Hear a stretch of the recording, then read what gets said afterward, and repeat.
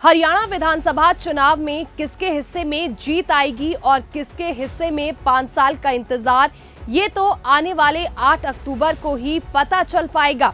ऐसे में पार्टियां अपनी अपनी जीत सुनिश्चित करने के लिए जनता को लुभाने का प्रयास कर रही है, क्योंकि कौन सत्ता में काबिज होगा इसका फैसला तो मतदाता ही करेंगे।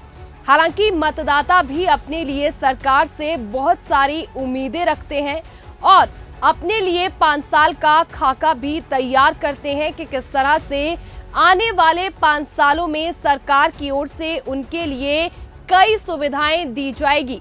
तो वहीं दोनों पार्टियों की बात करें तो दोनों पार्टियों ने ही हरियाणा में महिलाएं, पहलवान, किसान और जवान को लुभाने का प्रयास किया है और अपने घोषणा पत्रों में कई वादे ऐसे किए हैं जो इन वर्गों को टारगेट करते हैं।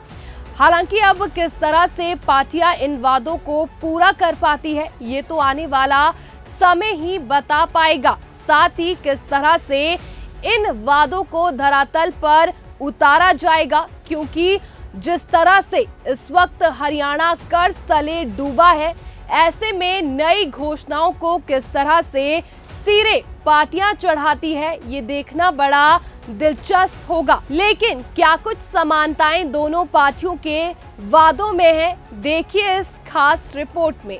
सबसे पहले बात करेंगे किसानों की, क्योंकि किसान आंदोलन का मुद्दा हरियाणा में देखने को मिल रहा है।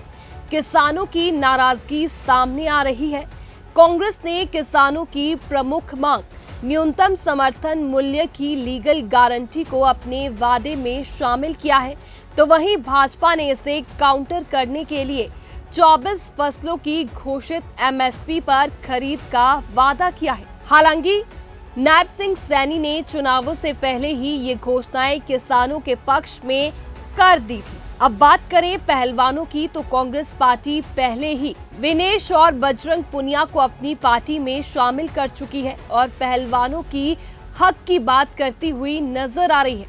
हालांकि भाजपा ने भी इसी की काट के लिए अपने संकल्प पत्र में हर जिले में ओलंपिक नर्सरी बनाने का वादा किया है। अग्निवीर योजना भी हरियाणा में काफी बड़ा मुद्दा है, क्योंकि सूबे का 10% प्रतिनिधित्व सेना में हरियाणा का है।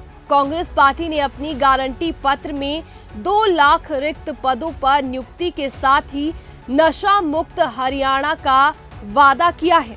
वहीं भाजपा ने अपने संकल्प पत्र में अग्निवीर पर डैमेज कंट्रोल के लिए हर हरियाणवी अग्निवीर को सरकारी नौकरी की गारंटी दी है। भाजपा ने 2 लाख युवाओं को पक्की सरकारी नौकरी के साथ ही 5 लाख युवाओं को अन्य रोजगार के अवसर प्रदान करने का वादा किया है। वहीं महिलाओं को खुश करने से भी दोनों पार्टियां पीछे नहीं हटी है और पार्टियों ने सस्ता सिलेंडर कार्ड खेला है। कांग्रेस ने महिलाओं को हर महीने 2000 और 500 में सिलेंडर देने का वादा किया है। इसके साथ भाजपा ने महिलाओं को हर महीने 2100 रुपए देने का वादा किया है। साथ ही कॉलेज जाने वाली ग्रामीण क्षेत्र की हर छात्रा को स्कूटी देने का भी वादा किया है। वहीं बात करें ओबीसी वर्ग की, तो ओबीसी वर्ग को टारगेट करने के लिए भी दोनों पार्टियों ने कोई कसर नहीं छोड़ी है।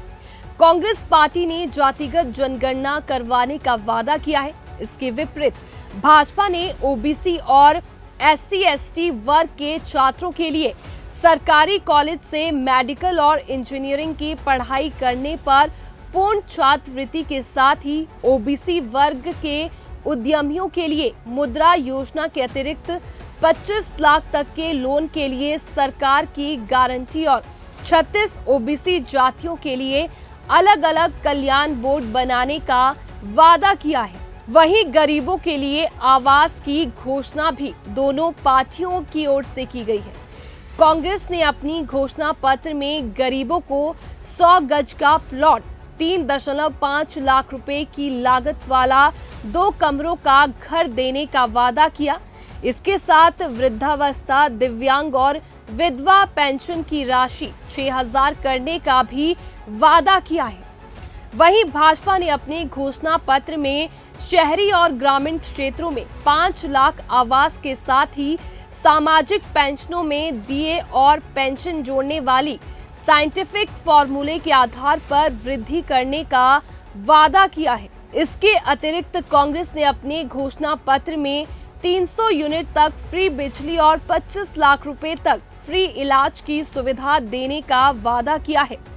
वहीं भाजपा ने चिरायु आयुष्मान योजना के तहत हर परिवार को 10 लाख तक फ्री इलाज और 70 साल से अधिक उम्र के बुजुर्गों को अलग से 5 लाख तक के मुफ्त इलाज की सुविधा देने का वादा किया है। दोनों पार्टियों की ओर से जनता को लुभाने के लिए तमाम तरह के वादे किए गए हैं। हालांकि अब ये देखना होगा कि जनता किसके वादों को सिरे चढ़ाती है और किसके वादों को नकारती है।